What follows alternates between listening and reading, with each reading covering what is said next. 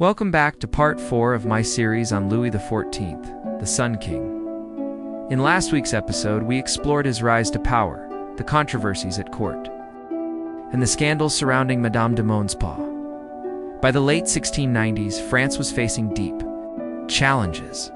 Decades of war and heavy taxation had drained the treasury, and ordinary people suffered under famine and disease.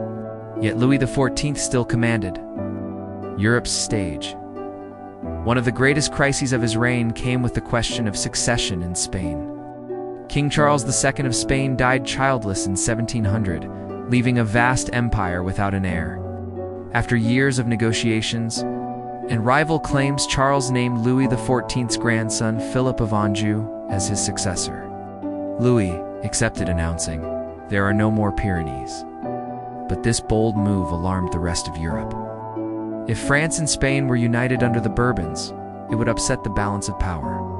Soon, England, the Dutch Republic, Austria, and others formed a grand alliance against France.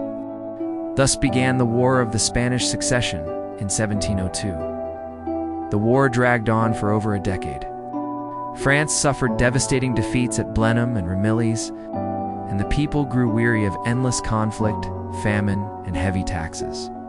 Meanwhile, Louis himself grew old and ill, plagued by insomnia and stomach troubles. Despite the hardships, Louis refused to surrender. He appealed directly to the French people, asking for their support in defending the nation. Slowly, momentum shifted. By 1713, both sides were exhausted, and peace came with the Treaty of Utrecht. France recognized Philip V as King of Spain, but Philip renounced any claim to the French throne. The balance of power in Europe was restored at least for a time, yet tragedy struck Louis personally, just 2 years, between 1711 and 1712. He lost his son, his grandson, and his great-grandson to illness. Only one frail great-grandson survived the future Louis XIV. By the time the Sun King died in 1715, he had ruled for 72 years, the longest reign of any European monarch at that time. His final years were marked by loss, illness, and war, but also by his unshakable determination to uphold the grandeur of France. This concludes part 4 of our series on Louis XIV. In the next episode, we'll explore his death and legacy, the Sun King's final impact on France and the world.